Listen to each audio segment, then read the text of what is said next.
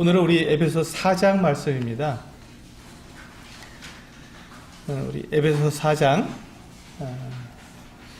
우리가 벌써 에베소를 그 1장, 2장, 3장을 지나갔고 이제 4장째인데요. 에베소 4장은 이 1, 2, 3장과 달리 이제 새로운 면을, 교회의 새로운 면을 우리에게 말씀해 주고 있습니다. 그래서 이제 오늘 4장의 제목이 교회 성장의 목적, 이렇게 제가 제목을 정해 보았습니다. 우리가 지금 교회를 이루고 있는데 이 교회를 하나님께서 이렇게 교회를 이루게 하시고 그 교회를 성장하게 하신다는 것이죠. 그런데 성장하게 하는 그 목적이 어떻느냐, 이유가 어디에 있느냐 하는 것입니다. 왜 우리가 교회가 성장해야 하느냐, 이 부분을 우리가 분명히 알아야 교회가 성장하는 데 있어서 우리가 오류가 생기지 않습니다. 여기서 잘못된 우리가 그 교회 성장에 대한 목적을 잘못 가지게 되면 교회가 곁길로 가게 돼서 항상 거기서 문제가 생기죠. 그래서 많은 분들이, 많은 학자들이 교회 성장학이라고 하는 그 가르침을 하고 있습니다. 교회가 성장해야 된다. 그 성장하는 분명한 목적과 이유가 성경적으로 그 근거를 가지고 우리가 성경적인 목적을 가져야 되는데, 그렇지 않고 그 교회가 성장해야 된다, 그거 다 알지 않습니까? 근데 왜 성장해야 되냐 그러면 모르는 거예요. 그냥 성장하면 좋지 않아요? 이렇게 얘기하게 되니까 성장하게 되는데 내가 거기에 동력이 없는 거죠. 내가 왜 성장하는데 왜 내가 함께 해야 되는지 내가 거기에 동참할 이유가 별로 없는 것이죠. 그런데 성경에서 오늘 이 에베소 4장에서 분명히 말씀하고 있는 교회가 성장해야 되는 그 목적을 우리가 분명히 알게 되고, 그렇다면 내가 성장하기 위해서 내가 함께 해야 되는 거구나 해서 알게 된다면 우리의 삶이 달라질 것입니다. 우리 교회도 달라지게 될 것이고, 우리가 어떻게 그와 같은 이 교회가 온전하게 이렇게 성장하기 위해서 내가 어떻게 해야 되는 것을 생각하게 된다는 것이죠. 우리 교회가 성장하기 위해서는 반드시 그 목적이 있어야 합니다. 그래서 이 주님께서 이 교회를 성장시키시기 위해서 우리에게 목적을 보여주시는데, 그 목적을 보기 전에 그러면 우리를 하나님께서 부르신 이 부르심에 대해서 다시 한번 생각해 보도록 하겠습니다. 우리 1, 2, 3장을 복습하게 되는 것인데요. 우리가 1장, 2장, 3장을 한번 잘 생각해 보세요. 하나님께서 우리 사람들을 부르셨습니다. 부르셨어요. 그래서 우리로 하여금 무엇이 되게 하셨죠? 우리를 무엇으로 부르셨죠? 첫째로 하나님께서 1장에서 보시면 하나님께서 우리를 하나님의 자녀로 부르셨습니다. 하나님의 자녀로 부르셨어요. 이게 굉장히 중요하지 않습니까? 하나님께서는 우리를 하나님의 자녀로 불러주셨습니다. 그리고 우리가 그 1장 그 끝부분에 가면은 우리를 무엇으로 불러주셨냐면 그리스도의 몸으로 부르셨다고 말씀하고 있습니다. 이게 교회지요. 하나님께서 우리를 부르셨는데 그 부르신 것이 하나님의 자녀로 부르셨고 또 그리스도의 몸으로 부르셨다고 우리에게 말씀해 주고 있습니다. 그럼 2장에서는 우리에게 무엇으로 우리를 부르셨다고 말씀하고 있습니까? 하나님이 거하실 거룩한 전으로, 하나님의 성전으로 우리를 부르셨다고 말씀하고 있습니다. 하나님께서 우리를 부르신 것이 그냥 우리를 그냥 구원하셨다 하는 것만으로 우리가 끝나는 것이 아니라, 우리를 구원하신 것은 우리를 하나님께서 부르신 것인데 무엇이 되게 부르셨냐면 하나님의 자녀가 되게 하시고 그리스도의 몸으로 부르시고 하나님이 거하실 거룩한 전으로 우리를 부르셨다는 것입니다. 그것이 우리를 부르신 하나님의 부르심입니다. 내가 구원받았어 하는 것으로 끝나는 것이 아니라 바로 그와 같은 하나님의 부르심에 목적이 있는 것이죠. 나를 부르신 목적은 그와 같은 그리스도의 몸이 되게 하시려고 우리를 부르셨다는 것입니다. 그러니 우리가 이것을 한번 생각해 봤을 때 이것이 얼마나 놀랍고 영광스럽고 존귀한 일인가. 내가 나를 볼 때는 그렇게 내가 이렇게 영광스러운 사람이 아닙니다. 존귀한 사람도 아니고요. 그리고 내가 별로 이렇게 뛰어난 사람도 아닙니다. 그런데도 하나님께서 나를 부르셨다면 그때부터는 달라집니다. 이야기가 달라지는 것이죠. 나에 대한 생각이 달라져야 합니다. 우리가 요즘 그 뉴스에서 그 새로운 정부가 이제 시작하게 되면서 이제 그 대통령이 그 장관들, 그 내각을 새롭게 임명하는 것을 보게 됩니다. 새로운 장관을 세우고 또 새로운 이 지도자들을 세우는 이유가 무엇입니까?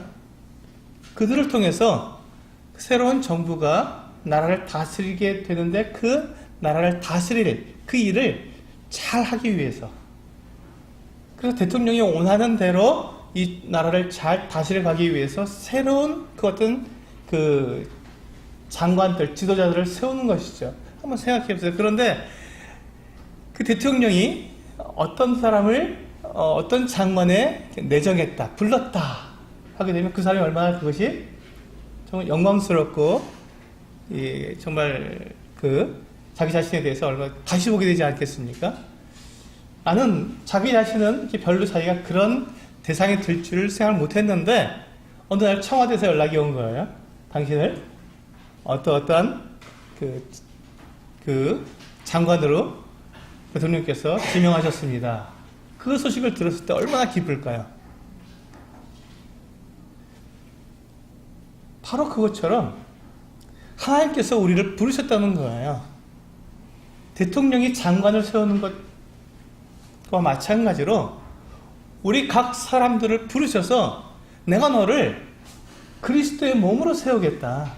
내가 거할 거룩한 전으로 너를 삼겠다 하고 부르신 거예요. 우리를 부르셔서 하나님께서 그와 같은 일을 하게 하셨다고 생각한다면 우리는 이 일에 대해서 대단히 그 영광과 자부심을 가질 수가 있습니다. 그게 지금 이 에베소서 1장과 2장과 3장을 통해서 우리에게 말씀하시는 것이죠. 하나님, 제가 근데 아무리 저를 봐도 저는 그러한 것을 감당할 만한 그 같은 존재가 아니에요. 주님 아시잖아요. 제가 얼마나 연약한 존재인지, 제가 얼마나 약한 사람인지, 제가 얼마나 부족함이 많은지 주님 아시잖아요.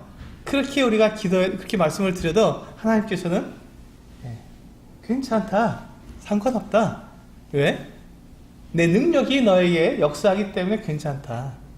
내가 너를 불러서 너를 거룩하게 하고, 우리 방금 부른 찬송처럼 주님의 피로 우리를 깨끗하게 씻어서 우리의 그 부족한 부분, 우리의 연약 부분, 우리의 더러운 부분들을, 우리의 죄악된 부분들을 주님의 피로 씻어서 하나님 앞에 완전하게 하셨다. 그리고 내가 내 능력으로, 성령의 능력으로 너를 능력 있게 해서 그 일을 감당하게 해주마 하고 우리를 부르신 겁니다. 그게 지금 1장, 2장, 3장에서 우리들에게 주님께서 말씀해 주고 계신 거예요. 그러니까 우리가 그 은혜를 생각하는 것이죠. 그러니까 주님의 그 피가 그와 같은 힘이 있고 능력이 있는 것이죠. 내가 생각해도 나는 그와 같은 자격이 없는데 주님의 피가 나를 그 같은 자격이 있게 하셨으니 주님의 피는 능력이 있는 것입니다. 또 주님 앞에 우리가 하나님 앞에 우리가 나아갈 수 있게 하는 그 같은 능력을 주시는 거예요. 우리가 교회로 모일 수 있도록, 교회라고 하는 그리스도의 몸이라고 하는 이 놀랍고 영광스러운 그 자리에 나를 있게 하는 그 힘은, 그 능력은 주님의 피에 있는 것이죠. 나에게 있지 않고. 나는 그 같은 능력이 없잖아요. 나는 그런 자격이 없잖아요. 난 늘 넘어지고, 늘 쓰러지고, 늘 내 마음 가운데 유혹이 있고, 늘 내 마음 가운데 그 같은 세속적인 것들이 나에게 자리 잡고 있지만, 그럼에도 불구하고 주님의 피는 나를 하나님 앞에서 거룩하게 하고 하나님 앞에 당당히 설 수 있는 하나님의 자녀로 나를 부르셨다는 것입니다. 그게 3장까지 우리들에게 말씀해주고 있는 내용들이에요. 그렇게 우리를 부르셨어요. 그리고 이제 4장에서는 4장부터 6장까지는 이제 그렇다면 우리가 그럼 어떻게 살아가야 할 것인가를 우리에게 말씀해 주고 있는 것입니다.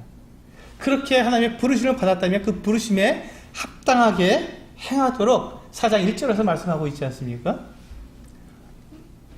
그러므로 주 안에서 갇힌 내가 너희를 권하노니 너희가 부르심을 받은 일에 합당하게 행하라는 것입니다. 그 일에 합당하게 행하라는 것입니다. 그게 이제 4장부터 6장까지의 우리들에게 가르쳐주고 있는 내용입니다. 에베소서의 내용이죠.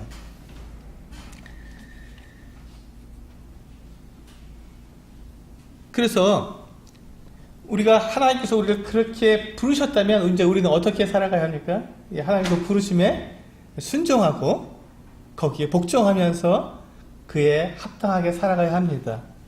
근데 여기서 보시면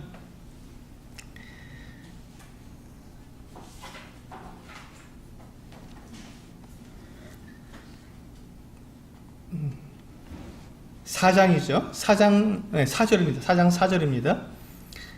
우리 같이 한번 읽어보겠습니다. 4장 4절 시작. 몸이 하나요 성령도 한 분이시니 이와 같이 너희가 부르심에 한 소망 안에서 부르심을 받았느니라. 여기 보시면 우리를 부르셨는데 하나님께서 어떠한 마음으로 우리를 부르셨느냐 하는 것을 말씀해 주고 있습니다. 우리가 부르심의 한 소망 안에 있다고 말씀하고 있습니다. 우리가 이 부분을 잘 생각하셔야 합니다. 하나님께서 우리를 부르셨는데 어떤 소망을 두고 우리를 부르셨다는 것입니다. 우리를 하나님의 자녀가 되게 하시고 그리스도의 몸이 되게 하시고 우리를 하나님이 거하시는 거룩한 성전이 되게 하신 그 이유가 무엇이냐는 것이죠. 무엇을 소망하시면서 우리를 그렇게 부르셨냐는 것입니다. 하나님께서 우리에게 두신 소망이 있습니다. 그 소망은 무엇이냐면 처음부터 하나님께 창세 전부터 하나님께서 이 땅에 사람을 만드실 계획을 세우실 때부터 하나님께서는 그 마음에 품고 계신 한 계획이 있었습니다. 그 계획이 무엇입니까? 사람과 함께 영원히 사는 것입니다. 하나님이 사람과 함께 영원히 살고자 하나님은 그 마음을 품으신 것입니다. 왜? 사랑하시기 위해서. 사람들을 사랑하시기 위해서. 사람들과 하나님이 사랑을 나누시기 위해서 하나님께서는 그 마음에 사람들과 영원히 함께 살 계획을 가지신 거예요. 그래서 사람들을 만드셨어요. 하나님께서 사람을 만드실 때 어떻게 만드셨습니까? 하나님의 형상을 따라 지으셨다고 말씀하고 있습니다. 하나님을 닮도록 만드셨다고 말씀하고 있습니다. 우리 안에는 하나님을 닮은 어떤 것이 있습니다. 하나님과 함께 할 수 있는 하나님의 그 하나님을 닮은 것들이 우리 안에 들어와 있는 거예요. 하나님께서 그렇게 만드셨습니다.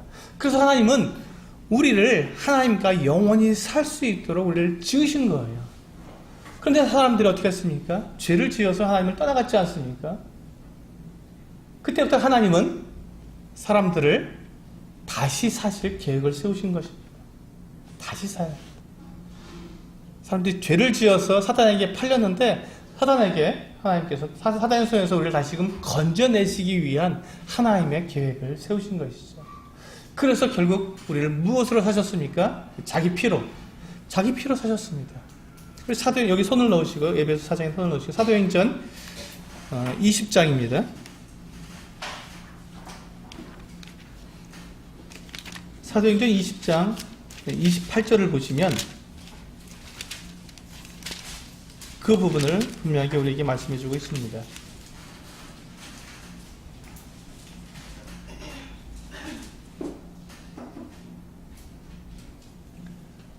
사도행전 20장 28절입니다. 한 목소리로 같이 읽겠습니다. 시작. 여러분은 자기를 위하여 또는 온 양떼를 위하여 삼가라. 성령이 그들 가운데 여러분을 감독자로 삼고 하나님이 자기 피로 사신 교회를 보살피게 하셨느니라. 여기 보시면 하나님이 자기 피로 사신 교회라고 말씀하고 있습니다. 하나님이 자기 피로 사셨다고 합니다. 무엇을요? 교회를 하나님께서 자기 피로 사셨다는 거예요. 이 교회는 그냥 있는 것이 아닙니다. 그냥 세상에서 굴러가는 그런 그냥 세상에서 굴러다니는 건 돌덩이 같은 그런 존재가 아니라 하나님께서 가장 사랑하시고 하나님께서 가장 귀하게 보시며 하나님께서 늘 곁에 두고 계시고 보고 싶어 하시는 하나님의 가장 귀한 보물인 것입니다. 왜? 하나님의 피로 사셨기 때문에 하나님의 목숨으로 하나님의 생명을 주고 산 것이기 때문에 이건 그냥 함부로 둘 수가 없는 거예요. 늘 하나님의 곁에 두고 싶으신 것이죠. 늘 하나님의 곁에 두고 싶으신 거예요. 바로 그와 같은 것이 교회입니다. 교회는 하나님의 영원한 보물이에요. 이 보물을 하나님께서 어떻게 다루시겠습니까? 이 최고의 하나님의 사랑으로 대하시는 것입니다. 늘 하나님 곁에 두시고 싶으신 거예요. 그게 하나님께서 우리를 부르신 부르심의 소망입니다. 우리도 그와 같은 동일한 소망을 가져야 합니다. 하나님께서 그와 같은 소망을 가지고 우리를 부르셨으면 우리는 어떤 소망을 가져야 합니까? 우리도 같은 소망을 갖는 것입니다. 같은 소망을. 그래서 우리가 이 땅에서 살아가고 있지만 우리는 언젠가 주님께서 예수 그리스도께 다시 우리를 데리러 오시게 되면 우리가 주님과 함께 영원히 그곳에서 하나님과 함께 영원히 살게 될 것을 우리는 믿습니다. 그게 우리의 소망입니다. 우리는 이 땅에서 살다가 죽어서 사라져갈 그와 같은 존재들이 아니라 우리는 영원히 하나님의 앞에서 하나님의 보물들로 하나님의 사랑을 입는 자로서 우리는 살아가는 사람들이라는 것입니다. 그것이 바로 하나님께서 우리를 부르신 부르심의 소망입니다. 우리는 그런 소망을 가지고 계십니까? 그런 소망을 가지고 우리는 살아가야 할 것입니다. 우리 성도님들 저와 함께 이렇게 한번 팔을 한번 벌려보시겠어요? 이렇게 팔을 벌려보시면요, 이게 바로 에베소 4장입니다. 에베소 4장을 여러분 한 모습으로 표현하면 바로 이 모습입니다. 우리가 하나님께서 우리를 부르시면 소망은 우리의 이 머리입니다. 우리 고개를 한번 들어보세요. 뭐가 보이죠? 하늘이 보입니다. 천정이 보이지만 천정을 넘어서 우리는 하늘을 바라보는 것입니다. 하늘이 보입니다. 위로 우리는 고개를 들고 하늘을 바라보는 것이에요. 거기 하나님께서 우리와 함께 영원히 거할 그 하늘을 바라보는 것입니다. 그게 우리의 신분이에요. 하나님과 우리가 가지게 되고 있는 이 신분. 에베소 4장 그럼 여러분 이렇게 두 팔을 벌리시고 고개를 위로 들어보시기 바랍니다. 우리는 부르심의 소망을 가지고 있는 사람들입니다. 그럼 이 양팔은 무엇입니까? 우리가 성장하기 위해서 하나님께서 우리에게 주신 두 가지 일입니다. 그것을 이제 우리가 4장에서 보시겠습니다. 그 양팔이 있는데 한 팔은 오른팔이고 한 팔은 왼팔입니다. 오른팔을 먼저 말씀드릴게요. 이 오른팔은 우리가 교회 안에서 우리는 어떠한 성장을 해야 하는가 하는 것입니다. 하나님께서 우리를 부르셔서 하나님의 곁에 두시고 싶었는데 우리가 그냥 연약하게 정말 어린아이로서 자기 앞가리를 못하는 그 같은 존재로 우리가 하나님 앞에 있기로 하시지 않으시고 우리가 성숙해서 능히 하나님 앞에 우리가 기쁨이 되고 하나님께 영광을 돌려드리는 그 어떤 성장한 사람이 되도록 성장한 그 어떤 교회의 모습으로 하나님께 나아오도록 하나님께서 우리를 성장시키시고 싶으신 거예요. 저희도 두 자녀가 있는데 이 두 자녀가 마냥 이 어린아이, 우리 시준이처럼 이렇게 어린아이 때가 있었습니다. 근데 마냥 그렇게 어린아이처럼 있다면 안 되죠. 근데 저희는 두 아이가 다 자라 성장해서 이제 성인이 되어서 자기 앞가림을 하고 이렇게 자기들의 삶을 잘 살아가는 모습을 보면 어떻습니까? 어린 아기 때 내가 우리 아이들을 볼 때 그 사랑, 그 기쁨도 있었지만 그것보다는 제 자녀들이 더 성장해서 이제 성인이 되어서 자기들이 해야 할 일들, 하나님의 영광을 드러내기 위해서 자기들이 참 교회 안에서 자기들이 맡은 역할을 행하면서 살아가고 있고 복음을 전하면서 또 맡은 자기들의 일들을 잘 감당하며 살아가는 모습을 보면 이게 어린아이의 그 모습과는 다른 더 크고 더 행복하고 더 멋진 그리고 더 자랑스러운 그와 같은 영광이 있는 거예요. 그래, 정말 내 자녀들이 많구나. 정말 잘 자라주었구나. 참 고맙다. 이런 더 성숙한 기쁨이 있는 거거든요. 어린아이 때는 어린아이의 그 기쁨이 있지만 성숙하고 성장하면 거기에 걸맞은 더 깊은 그것은 교제가 되잖아요. 가끔 저희 이사이가 저에게 이렇게 연락을 해서 묻습니다. 성경에 대한 여러 가지 것들을 묻기도 하고 또 자기가 어떻게 해야 되는지를 묻는 그와 같은 연락이 옵니다. 그러면 저 교제가 돼요. 이럴 땐 이렇게 하는 것이고 이 말씀은 이렇게 우리가 하나님께서 우리에게 주신 말씀이다. 이런 뜻이다 하고 알려주면 아이가 굉장히 기뻐하고 또 그것을 가지고 나아가서 또 자기의 삶을 살아갑니다. 신앙인으로서 그리스도인의 삶을 살아가게 됩니다. 그와 같은 교제를 나눌 때 내 아이가 이렇게 자라서 나와 이 하나님의 말씀을 가지고 서로 교제할 수 있는 그와 같은 성숙한 사람이 되었구나. 그 기쁨이 저에게 있는 것이죠. 하나님도 우리에게 그 같은 기쁨을 누리고 싶으신 것이에요. 우리가 어린아이처럼 그렇게 우리가 갓 태어난 아이처럼 하나님 앞에 있어도 하나님 기쁘시죠. 사랑하시죠. 그런데 그것보다는 우리가 성장하길 원하시는 것이에요. 더 성숙된 하나님의 자녀의 모습을 갖추길 원하시는 거예요. 왜? 그렇게 교제하면 하나님과 더 깊은 교제를 나눌 수가 있으니까.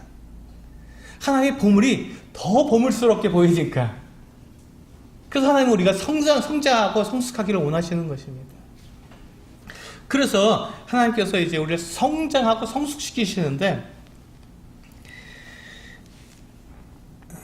우리가 7절에 보시면, 에베소 4장 7절에 보시면, 우리 각 사람에게 그리스도의 선물의 분량대로 은혜를 주셨다고 말씀하고 있습니다. 우리 각 사람에게 그리스도의 선물의 분량대로 우리에게 선물을 주셨다고, 은혜를 주셨다고 말씀하고 있습니다. 이제 이것이 무엇입니까? 은사죠. 은사를 우리에게 주셨다고 말씀하고 있습니다. 근데 우리가 은사라고 말할 때 그냥 우리가 은사라고 하지 않고 뭐라고 말합니까? 그 앞에 우리가 수식어를 하나 붙입니다. 성령의 은사라고 이렇게 이름을 붙입니다. 이게 정확한 용어입니다. 은사가 그냥 은사 이렇게 되면 그건 그냥 선물이라는 뜻입니다. 선물로 주신 것 이런 뜻인데 우리는 그냥 우리가 그냥 아무나 받으면 다 선물이 되는 거죠. 그러니까 우리가 은사라고 말할 때 그 앞에 정확하게 표현하려면 앞에 성령의라고 하는 수식어를 붙여주어야 정확한 표현입니다. 그래야 우리가 오해하지 않습니다. 성령의 은사를 우리에게 주셨습니다. 제가 왜 성령의 은사라는 것을 강조하냐면 우리가 오해하기 때문에 그렇습니다. 저희가 이제 교회 학교에서나 이렇게 아이들과 함께 이렇게 선물을 주려고 그러면 아이들이 이거 달라고, 자기가 원하는 것 달라고 막 때려 쓰기도 합니다. 그렇잖아요. 나 이 선물 갖고 싶어요. 근데 선물은 그렇게 해서 얻는 것이 아니잖아요. 우리 선물은 주는 사람 마음이죠. 내가 너에게 이것을 선물로 주고 싶어 하면 그걸 주는 거예요. 내가 이거 갖고 싶다 그래서 그걸 주는 것이 아니라 선물은 주는 사람이 결정해서 주는 것이 선물입니다. 그런데 이 성령의 은사는 하나님이 우리에게 주시는 선물인데 그 선물을 누가 주신다고요? 성령의 선물이 성령께서 주시는 거예요. 성령께서 각 사람에게 맞는 대로 각 사람의 분량에 맞게끔 하나님께서 이 성령께서 각 사람에게 선물을 주시는 거예요. 그런데 성령께서 이 각 사람에게 이 선물을 주실 때 성령의 지혜대로 모든 것을 분별하고 그 사람이 맞게 주셨기 때문에 주신 그 선물이 가장 알맞을까요? 아니면은 잘 안 맞는 어색한 것일까요? 가장 알맞는 것입니다. 가장 알맞는 거예요. 그 사람이 왜 하나님께서 성령의 선물을 이 교회에게 주시냐면 교회를 성장시키기 위해서 선물을 주셨는데 각 사람이 어떻게 교회 안에서 일을 하면 그 교회가 성장할 수 있는지 하나님의 지혜로, 성령님의 지혜로 각 사람을 보시고 그 각 사람에게 맞는 은사를 선물로 주시는 것입니다. 그러니까 그것은 가장 알맞은 것이 되는 것이죠. 그런데 우리는 이것이 성령의 은사라는 것을 생각하지 않고 그냥 은사라고 생각하면 내가 고집하고 내가 간절히 원하고 하나님께 쟁취해서 얻을 수도 있는 것이라고 오해할 수가 있습니다. 은사는 그렇지 않습니다. 성령의 은사이기 때문에 내가 조르고 하나님께 내가 막 그걸 갖다 달라고 애를 쓴다고 하나님께 주시는 것이 아닙니다. 그러면 그것은 내 뜻대로 된 은사이기 때문에 교회가 내 뜻대로 움직이게 되겠죠. 그래서 은사는 하나님의 뜻대로 성령께서 사람들에게 각 사람에게 나누어 주시는 것입니다. 각 사람이기 때문에 모든 사람에게 빠짐없이 다 주시는 거예요. 모든 사람에게. 그 이유가 있습니다. 뒤에 보시면요. 이 12절을 보시면 이는 성도를 온전하게 하여 봉사의 일을 하게 하며 그리스도의 몸을 세우려 하십니다. 하나님께서 이 성령의 은사를 교회에 주신 것은 바로 이와 같은 겁니다. 성도를 모든 성도들을 다 온전하게 만들어준다는 것입니다. 그렇게 해서 그들이 무엇을 하게 하려고요? 봉사의 일을 하게 하려고. 그러니까 모든 성도들이 다 온전해져서 온전한 봉사를 하게 하려고 하나님께서는 교회 안에 성령의 은사를 주셨다는 것입니다. 그래서 우리가 그 은사를 가지고 우리가 섬기는 이유는 다른 성도들을 온전하게 만들기 위해서 그렇습니다. 우리 중에 그 누구도 자기 스스로 다른 사람의 도움 없이 온전하게 될 수 있을 만큼 능력이 있는 사람이 없습니다. 우리 모두는 다 부족하고 누군가의 도움을, 누군가의 섬김을 받지 않으면 온전해질 수 없는 사람들입니다. 하나님의 말씀을 아무리 많이 아는 사람이라도 그 사람에게 다른 사람의 도움이 없이는 살아갈 수 없는 하나님의 이 완전함을 이룰 수 없도록 그렇게 하나님께서 부족함을 만들어 주셨다는 거예요. 아무리 큰 부자라도 그에게 없는 것이 있습니다. 한번 생각해 보세요. 세계에서 가장 돈이 많이 있는 그 부자가 누굽니까? 네, 그 사람이 있겠죠. 제일 부자가 있겠죠. 그럼 그 제일 부자라고 해서 그러면 그 사람에게는 없는 것이 없이 다 있습니까? 그렇지 않아요. 모든 것을 다 갖고 있지 않습니다.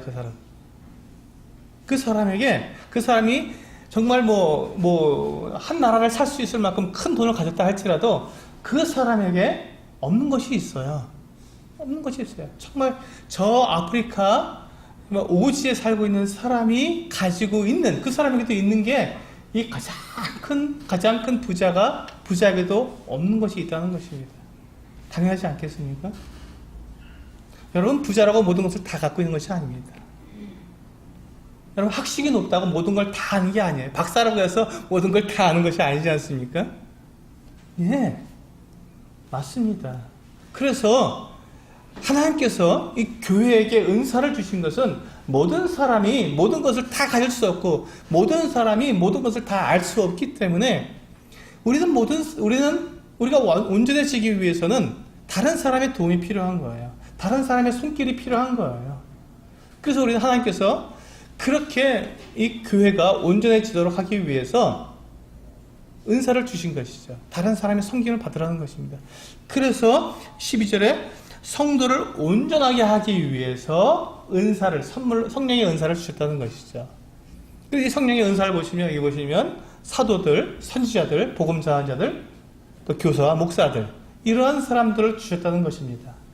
물론 로마서 12장이나 고린도전서 12장에 가면 더 다양한 이 은사의 목록들이 나옵니다. 그 다양한 은사의 목록들이 나오는데 그 모든 다양한 은사들의 목록들이 왜 필요하다고요? 성도들을 온전하게 하기 위해서. 그럼 성도들이 온전해졌습니다. 그 온전한 것 가지고 무엇을 하라고요? 교회를 성장시키도록 봉사를 하라고요. 교회를 그리스도의 몸을 세운다고 했지 않습니까? 몸을 세운다는 것은 무엇입니까? 성장시킨다는 말이죠. 그 성장시킨다는 것은 어떻게 성장이 되냐면 바로 모든 성도들이 서로가 다른 성도들의 다른 은사자들의 이 어떤 섬김을 통해 내가 온전해져서 그 온전함을 가지고 우리가 봉사를 했을 때, 섬겼을 때 교회가 성장하게 된다는 것입니다. 그러니까 여기 우리가 그 교회가 몇몇 사람이 봉사를 하고 몇몇 사람이 그 섬겨서 교회가 성장한다는 것은 잘못된 생각입니다. 교회는 모든 성도들이 한 사람도 빼놓지 않고 모든 성도들이 함께 봉사를 해야 합니다. 하나님께서 그렇게 봉사를 하도록 능력을 주셨어요. 성령의 은사를 주셨기 때문에 그 능력으로 우리는 봉사를 하는 거예요. 내 힘으로 하는 것이 아니라 성령이 주신 그 힘으로 우리는 봉사를 하는 거예요. 성령께서 우리에게 알게 하신 것, 우리를 깨닫게 하신 것, 나에게 갖게 하신 그것으로 우리는 교회를 위해서, 우리는 다른 성도들을 위해서 우리가 봉사를 하는 것이죠. 그래서 이 봉사하는 것은 우리가 어려운 것이 아닙니다. 봉사를 하는 것은 내가 하나님께서 나에게 주신 것을 가지고, 그것을 가지고 다른 성도들이 어떻게 하면 온전해질 수 있는지를 내가 생각하면서 그 일에 나를 헌신하고 드리는 것이죠. 내가 이 일을 했을 때 성도들이 온전해지는지 성도들이 상처를 받는지를 생각해 보시면 되는 것입니다. 자, 그렇게 해서 우리가 그 성도들이 성장하게 되는데 오늘의 주제입니다. 왜, 무엇을 목적으로 우리는 성장해야 하는가? 그것이 바로 13절에 나와 있습니다. 에베소 4장 13절 우리 함께 읽어보도록 하겠습니다. 시작. 우리가 하나님의 아들을 믿는 것과 아는 일에 하나가 되어 온전한 사람을 이루고 그리스도의 장성한 분량이 충만한 데까지 이르리니. 네, 14절이네요. 죄송합니다. 14절에 나와 있습니다. 시작. 이는 우리가 이제부터 어린아이가 되지 아니하여 사람의 속임수와 간사한 유혹에 빠져 온갖 교훈의 풍조에 밀려 요동하지 않게 하려 함이라. 우리가 방금 읽은 이 13절과 14절이죠. 13절은 우리가 성장하는데 성장의 방향을 가르쳐주고 있습니다. 우리가 성장한다고 해서 어떻게 우리가 성장해야 되는지 우리가 모를 때가 있습니다. 많은 사람들이 교회가 성장해야 된다 그러면 그냥 사람들을 많이 모으고 건물을 크게 짓고 이것에만 초점을 맞춰서 성장 그러면 그렇게 사람들이 많이 모이고 교회가 크고 높은 빌딩을 가지는 것을 성장이라고 생각하기 쉽습니다. 근데 그렇지가 않습니다. 성장의 방향은 바로 13절에서 읽은 것처럼 온전한 사람을 이루어 그리스도의 장성한 분량이 충만한 데까지 이르는 것입니다. 그리스도를 닮는 데까지 가는 것, 우리 안에서 그리스도가 나타나도록 우리를 만들어주는 것, 이것이 바로 우리가 성장하는 방향입니다. 성장의 목표가 되겠죠. 그러니까 교회가 사람이 많다고 그래서 이것이 교회가 성장한 것이 아닙니다. 성도들이 이렇게 조금 모이면 그럼 성장한 것이냐? 그것도 아니죠. 조금 모이든 많이 모이든 그것이 중요한 것이냐? 그 안에서 성도들의 삶을 통해서 그리스도가 나타나느냐, 그리스도를 얼마큼 닮았느냐, 이것이 성장한 교회인지 그렇지 않은지의 기준이 된다는 것입니다. 그런데 교회는 이 건물이 아니고 우리 각 사람들이 교회 지체니까 우리 성도들 한 사람 한 사람이 그리스도를 얼마만큼 닮았느냐 하는 것을 따라서 그 교회는 성장한 교회다, 성숙한 교회다, 그렇지 않다를 말할 수 있다는 것이지요. 그런데 그렇게 우리가 성장하고 성숙해야 하는 그 목적이 무엇이냐? 14절 방금 읽은 말씀입니다. 우리가 이제부터 어린아이가 되지 아니하여 사람의 속임수와 간사한 유혹에 빠져 온갖 교훈의 풍조에 밀려 요동하지 않게 하려 하는 것입니다. 이것 때문에 우리는 성장해야 합니다. 우리는 성숙해야 합니다. 어린아이처럼 되지 않으려고 우리는 성장해야 합니다. 어린아이는 잘 속습니다. 어린아이들은 잘 속습니다. 누가 뭐라고 말하면 거기에 그런가 보다 하고 그냥 받아들여 버립니다. 그래서 어린아이들을 올바른 교육을 시키는 것이 그렇게 중요하죠. 바른 교육으로, 바른 가치관으로 아이들이 성장하도록 가르쳐야 합니다. 그래서 하나님 말씀으로 아이들을 가르쳐 주는 것이 그렇게 그들의 평생을 하나님께 들을 수 있는 정말 중요한 것입니다. 그런데 지금 이 교회가 성장하도록 하나님께서 우리에게 말씀해 주시고 성장해야 되는 그 이유, 그 목적이 뭐냐면 교회가 어린아이처럼 되지 않게 하려고 하는 것입니다. 그래서 사람의 속임수에 속지 않고 간사한 욕에 빠지지 않고 그리고 여러 가지 그 풍주에 밀려서 여러 가지 온갖 교훈에 우리가 휩쓸리지 않도록 빠져가지 않도록 세상에는 참 많은 이론들이 있습니다. 교회 안에서도 수많은 여러 가지 이론들이 우리의 마음을 뺏어갑니다. 최근에는 계속해서 이 666에 대한 요한계시록에 나오는 이 종말에 대한 이야기들이 나오면서 베리칩이 우리 666 표다 뭐 이런 얘기들을 하면서 사람들의 마음을 뺏어갑니다. 여러분 그런 것에 마음을 빼앗기지 마시길 바랍니다. 자꾸 그런 것에 그런 여러 가지 그 풍조로 여러 가지 이야기로 사람들의 마음을 요동시키는 것은 우리로 하여금 견고하게 성장하지 못하도록 자꾸 휩쓸리도록 해서 여전히 우리가 어린아이처럼 생활하도록 만드는 사단의 교묘한 술수입니다. 우리는 성경에서 가르쳐 주시는 그 말씀을 그대로 믿는 것이지 그것을 보려고 하지 마십시오. 그걸 막 붙잡으려고 하지 마십시오. 내가 만져보려고 이거 정말 그게 맞나? 하나님 말씀을 내가 잘 느끼지 못하니까 느껴보려고 막 무엇을 막 베리십이 666 표다 그러니까 막 그것에 빠져가지고 여러분 그런데 과거로부터 계속해서 그렇게 많은 그 가르침들 그런 많은 여러 가지 이론들이 사람들의 마음을 막 휩쓸었습니다. 근데 어떻습니까? 그것이 다 아니라고 사람들의 마음이 자꾸 무너지는 거예요. 무너지고 하나의 말씀이 이게 뭐 사실이야? 이게 정말 진리야? 정말 주님께서 오시는 거 맞아? 이렇게 더 무뎌지게 만들고 있지 않습니까? 이게 문제라는 것이죠. 그건 어린아이 같이 되는 거예요. 성장할 수 없는, 하나님의 말씀을 믿지 못하니까 성숙할 수 없습니다. 우리가 하나님의 말씀을 먹고 하나님의 말씀을 우리가 양육을 받아야 되는데 하나님의 말씀을 믿지 못하게 되니까 의심하게 되니까 우리가 성장할 수가 없죠. 그래서 하나님께서는 우리가 성장하도록 이런 여러 가지 그런 이론들, 그런 가르침들 이런 것에 빠지지 말라고 우리를 성숙하라고 하는 것입니다. 어떻게 성숙합니까?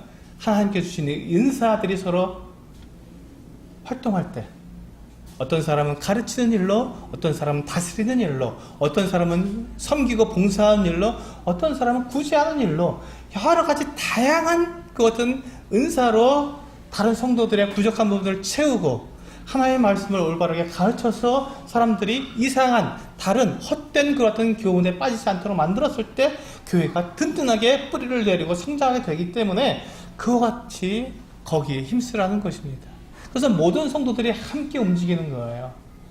한두 사람이 하면 늘 구멍이 나게 되어 있습니다. 그래서 성장을 못하는 것이죠. 밑 빠진 독에 물을 부으면 어떻게 됩니까? 물은 채워줄 수 없어요. 계속 빠져나가고 아무리 물을 부어도 그 독은 채워지지 않습니다. 그것처럼 교회가 아무리 성장하려고 해도 몇몇 사람만 그 은사대로 일을 하고 다른 사람들이 일을 하지 않게 되면 밑 빠진 독에 물을 붓는 것과 똑같은 일이 생기는 것이죠. 그냥 다 빠져버리는, 성장할 수가 없는 거예요. 그래서 우리는 하나로 연합되고 결합되는 것입니다. 연합되고 결합됐다는 것은 틈이 없다는 거거든요. 틈이 없이 꽉 메워져야 합니다. 꽉 메워져야 그래야 물이 빠져나가지 않죠. 채워지고 우리가 성장하게 되는 것입니다. 그래서 우리가 어린아이로 머물러 있지 않게 하기 위해서 우리는 성장해야 합니다. 우리는 그래서 모든 성도들이 함께 받은 은사를 가지고 서로 봉사를 하고 섬기는 것입니다. 자, 그것이 제가 아까 말씀드렸지만 우리가 두 팔을 벌려봤을 때 우리 오른손이 하는 일입니다. 교회 안에서 우리가 성장하기 위해서 우리가 해야 될 일들입니다. 우리 은사를 가지고 다른 성도들을 섬겨주고 다른 성도들을 온전하게 만들어주는 그 같은 일을 하는 것이 우리 오른손이 하는 일입니다. 그러면 이 왼손은 무엇을 하겠습니까? 예, 이 오른손은 교회 안에서 이루어지는 일들이라면 왼손은 교회 밖에서 이루어지는 일들입니다. 성장은요, 우리가 영적으로도 성장해야 되지만 양적으로도 성장해야 합니다. 제가 아까 많은 사람들이 모이는 것이 우리 그 성장이냐고 말씀드렸지 않습니까? 그렇습니다. 많은 사람들이 모이는 이것도 역시 성장의 한 부분입니다. 그런데 교회 안에서 이루어져야 할 것은 우리가 이 영적 성장을 말한다는 것입니다. 은사는 반드시 영적으로 우리가 다른 성도들을 세워가도록 만들어지는 것이 이 오른손, 교회 안에서 이루어질 성장입니다. 그럼 왼손은 무엇입니까? 양적인 성장을 위해서 교회 밖에서 이루어져야 하는 것입니다. 그것을 17절부터 보시면, 그러므로 내가 이것을 말하며 주 안에서 증언하노니 이제부터 너희는 이방인이 그 마음에 험한 것을 행한 같이 행하지 말라. 그들의 총명이 어두워지고 그들 가운데 있는 무지함과 그들의 마음이 굳어짐으로 말미암아 하나님의 생명에서 떠나 있도다. 자, 우리가 교회 바깥에서 우리가 생활하게 될 때, 우리가 교회로 모였을 때 우리는 그렇게 우리를 그 은사대로 섬겨서 우리는 교회의 성도들이 성장하게 만듭니다. 그럼 이제 우리가 모였다가 우리가 흩어졌을 때, 세상으로 우리가 나아갔을 때 우리는 왼손의 역할을 하게 되는데, 그때 어떻게 해야 하냐면 이방인들이 행한 것 같은 것도 허망한 일을 행하지 말라는 것입니다. 이방인처럼 살아가지 말아라. 왜? 그것은 하나님의 생명에서 떠나 있는 삶이기 때문에 그렇다라고 말씀하고 있습니다. 우리는 하나님의 생명을 가진 사람들입니다. 우리 아까 봤지 않습니까? 하나님께서 자기 피로 사신 교회라고 분명히 말씀하고 있습니다. 우리는 하나님의 생명을 나눠 가진 사람들입니다. 우리 안에는 하나님의 생명이 들어와 있습니다. 그런데 하나님의 생명으로 우리는 부르심을 입었고, 하나님의 생명으로 우리는 성장하고 있고, 하나님의 생명으로 우리가 인도를 받고 있는 사람들인데, 우리가 교회에서 바깥에 나가서 우리가 왼손의 역할을 하게 될 때 이방인처럼 생명이 없는 사람처럼 행동하게 된다면, 그렇다면 이건 문제가 있다는 것입니다. 우리는 생명을 가진 사람이면 하나님의 생명을 떠나 있는 같은 모습이 아니라 하나님의 생명을 가진 모습으로 이 세상 가운데서 살아가야 한다는 것입니다. 그래서 19절에 보시면 그들이 감각 없는 자가 되어 자신을 방탕에 방임하여 모든 더러운 것을 욕심으로 행했다 하고 말씀하고 있습니다. 더러운 것을 욕심에 따라 행하는 것은 우리가 하나님의 생명이 없는 사람들이 하는 행동이라는 것입니다. 우리는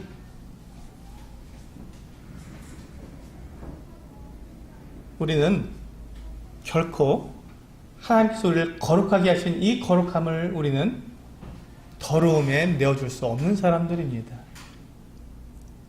우리가 거룩하게 되었는데, 우리가 개가 그 토했던 것으로 다시 돌아가고 돼지가 씻었다가 다시 그 더러운 곳에 뒹구는 그 어떤 모습으로 돌아갈 수는 없지 않습니까? 그래서 우리는 하나님의 생명을 떠난 이 이방인들의 행하는 것처럼 그렇게 살 수가 없다는 것입니다. 20절을 한번 같이 읽어보시겠습니다. 20절 시작. 오직 너희는 그리스도를 그같이 배우지 아니하였느니라. 그렇습니다. 우리는 그리스도는 그런 분이 아닙니다. 그리스도는 거룩하신 분이시고 그 말에 거짓이 없고 욕을 받을 때 대신 욕하지 않으시는 그 같은 분이십니다. 예수 그리스도를 보고 누가 그분에게 정말 실없는 사람이다, 어떻게 사람이 저렇게 살아갈 수 있어, 정말 실망이야, 이렇게 말하는 사람이 누가 있겠습니까? 아무도 없습니다. 예수 그리스도를 볼 때 사람들은 그분과 같이 말하는 사람이 없다, 그분처럼 권위 있게 말하고 그분처럼 정확하게 하나님께로부터 오신 분으로서의 그 어떤 올바른 말, 올바른 행동, 그 어떤 삶을 사신 분이 없다라고 사람들은 이구동성으로 말을 했습니다. 우리가 그리스도를 그와 같이 배우지 않았습니다. 우리 그리스도의 몸입니다.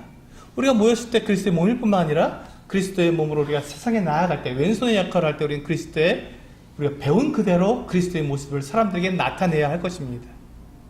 왜요? 교회를 성장시키기 위해서, 교회를 양적으로 성장시키기 위해서 그렇습니다. 우리 사도행전에 가서 초기에 사도행전 2장 3장을 쭉 보시면 무엇이라고 말씀하고 있습니까? 사람들이 백성들이 이 성도들의 구원받은 사람들의 이 삶의 간증을 보고 말씀이 더욱 흥황해져서 믿는 사람들이 더해졌다라고 가르쳐주고 있습니다. 그들이 서로 사랑하고 성도들이 서로 사랑하고 그들이 하나님의 말씀에 배운 그대로 예수 그리스도를 그들이 나타내기 때문에 주변에 있는 사람들이 그것을 보고 자기들이 그 말씀에 믿는 사람들의 무리에 더해지는 것이에요. 양적으로 성장하게 되는 것이죠. 양적 성장은 우리가 수평 이동을 양적 성장이라고 말하지 않습니다. 다른 교회에 있던 분들이 우리 교회에 오는 것을 우리는 성장이라고 말하지 않습니다. 성장은 우리가 왼손의 역할, 교회 밖에서 믿지 않는 사람들의 우리의 모습을 보고 나도 저들과 같은 믿음을 가지고 싶다. 나도 저들과 같이 정말 하나님과 함께 영원히 살 그 소망을 가지고 살고 싶다. 어떻게 하면 나도 저런 믿음을 가지고 살아갈 수 있을까? 하는 그와 도전을 받고 그들도 예수 그리스도를 알기 위해서 나오게 되는 바로 그것을 우리는 양적 성장이라고 말을 합니다. 그래서 우리가 바깥에 나아가서 우리가 교회 밖에서 사람들을 만날 때 우리가 교회 밖에서 우리가 생활을 하게 될 때 우리는 이방인의 그 허망한 삶을 살아가지 않는다고 말씀하고 있습니다. 그래서 우리는 22절에 보시면 너희는 유혹의 욕심을 따라 썩어져가는 구습을 따르는 옛사람을 벗어버립니다. 우리는 옛사람을 옛날대로 우리가 옛날처럼 구원받기 전에처럼 우리가 어린아이 때처럼 그렇게 그냥 옛사람 옛날 습관대로 살아가는 그 같은 삶을 살지 않는다는 것입니다. 그리고 24절에 보시면 하나님을 따라 의와 진리의 거룩함으로 지으심을 받은 새 사람을 입는 것입니다. 그렇습니다. 이것이 바로 우리가 교회 밖에서 우리가 이루어질 모습입니다. 우리는 착한 일을 하는 사람들입니다. 우리는 선한 행동을 합니다. 왜? 우리가 하나님께 구원받기 위해서 우리가 착한 일, 선한 행동을 합니까? 그렇지 않습니다. 그건 이미 예수 그리스도의 피로 말미암아 우리에게 이미 주어진 것입니다. 우리는 더 이상 하나님 앞에 우리가 구원받기 위해서 우리가 어떤 착한 일을 하거나 어떤 이런 같은 일들을 할 이유가 없습니다. 이미 주어진 것이기 때문에. 예수 그리스도께서 이미 십자가에서 그 피로 다 이루어 놓으셨습니다. 그러면 우리가 왜 착한 일을 하고 왜 우리가 선한 행동을 해야 합니까? 바로 양적인 성장을 위해서 그렇습니다. 사람들로 하여금 하나님 앞에 나오도록 하기 위해서 그렇습니다. 마태복음 5장 16절을 한번 열어서 우리 함께 보시겠습니다. 마태복음 5장 16절입니다.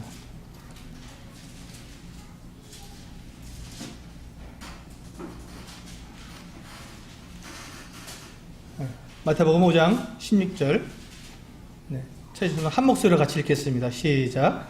이같이 너희 빛이 사람 앞에 비치게 하여 그들로 너희 착한 행실을 보고 하늘에 계신 너희 아버지께 영광을 돌리게 하라. 바로 이것입니다. 사람들이 우리의 모습을 보고 하나님께 영광을 돌리게 하라는 것입니다. 그렇기 위해서 우리는 착한 행실을 해야 한다는 것이죠. 우리가 구원받기 위해서 착한 행실을 합니까? 아닙니다. 이것은 지금 착한 행실은요, 교회 밖에서 우리의 왼손의 역할이라는 것이에요. 우리가 고개를 들어서 하나님을 바라볼 때는 이미 예수 그리스도의 피로 이미 거룩하게 되었습니다. 우리 이미 부르심을 받은 사람들입니다. 그래서 우리의 이 두 손의 행동과는 전혀 상관이 없는 거예요. 우리가 행함과 아무 상관이 없습니다. 우리가 고개를 들어서 하나님을 바라보기만 하면 우리가 믿음으로 하나님께서 우리를 구원하셨기 때문에 그래서 우리의 행함과 아무 상관이 없는 거예요. 하나님과 우리의 관계는 우리의 고개를 드는 것, 우리의 믿음으로 하나님을 바라보는 그것 이외에는 아무것도 필요가 없는 것입니다. 그러나 우리가 성장하기 위해서는 오른손의 역할, 교회 안에서 성도들을 서로 섬기고 위로하고 돕고 내게 주신 하나님의 은사대로 성도들을 섬겨서 세워가는 것이고, 왼손은 무엇입니까? 사람들에게, 믿지 않는 사람들에게 하나님께서 어떠한 분이신지, 그리스도께서 어떠한 분이신지 사람들에게 분명히 나타낼 수 있도록 착한 일을 하고 거룩한 삶을 살고 그들에게 우리가 그리스도이라는 것을 분명히 드러내주는 것, 그것이 바로 우리가 하나님께서 우리에게 말씀하신 양적 성장을 위해서 우리에게 맡기신 일이라는 것입니다. 우리 그래서 25절부터 읽어보시면 우리 같이 읽겠습니다. 25절부터 32절까지 같이 읽으시고 우리가 어떻게 살아야 되는지 스스로 교훈을 받게 되시기를 원합니다. 같이 읽겠습니다. 시작. 그런즉 거짓을 버리고 각각 그 이웃과 더불어 참된 것을 말하라. 이는 우리가 서로 지체가 됨이라. 분을 내어도 죄를 짓지 말며 해가 지도록 분을 품지 말고 마귀에게 틈을 주지 말라. 도둑질하는 자는 다시 도둑질하지 말고 돌이켜 가난한 자에게 구제할 수 있도록 자기 손으로 수고하여 선한 일을 하라. 무릇 더러운 말은 너희 입 밖에도 내지 말고 오직 덕을 세우는 소용되는 대로 선한 말을 하여 듣는 자들에게 은혜를 끼치게 하라. 하나님의 성령을 근심하게 하지 말라. 그 안에서 너희가 구원의 날까지 인치심을 받았느니라. 너희는 모든 악독과 노함과 분냄과 떠드는 것과 비방하는 것을 모든 악의와 함께 버리고 서로 친절하게 하며 불쌍히 여기며 서로 용서하기를 하나님이 그리스도 안에서 너희를 용서하심과 같이 하라. 이것이 우리가 왼손으로 사람들에게 행해야 될 일들입니다. 그렇게 된다면, 우리가 그렇게 살아가게 된다면 우리는 양적으로 성장할 수 있게 됩니다. 정리하겠습니다. 우리 한번 두 팔을 다시 한번 벌려주시기 바랍니다. 이제 모든 것을 다 하셨으니까 우리의 고개는 왜 우리가 하늘을 향해야 한다고 말씀드렸습니까? 네, 하나님을 바라보기 때문에, 하나님께서 우리를 소망으로 부르셨기 때문에 그 소망을 바라보도록 우리의 머리를 드는 것입니다. 우리 오른손은 무엇을 합니까? 네, 은사로 교회 안에서 하나님께 주신 그 은사대로 교회를 섬기는 것입니다. 성도들을 섬기는 일입니다. 우리 왼손은 무엇을 합니까?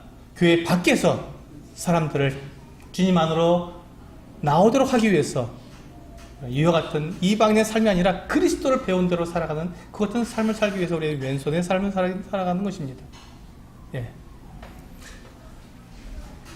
우리가 에베소 4장을 우리가 이와 같이 정리하시고 내가 그러면 어떻게 살아가야 되는지 분명히 하나님 앞에서 결단하시게 되시기를 원합니다. 이제 기도하시고 마치도록 하겠습니다.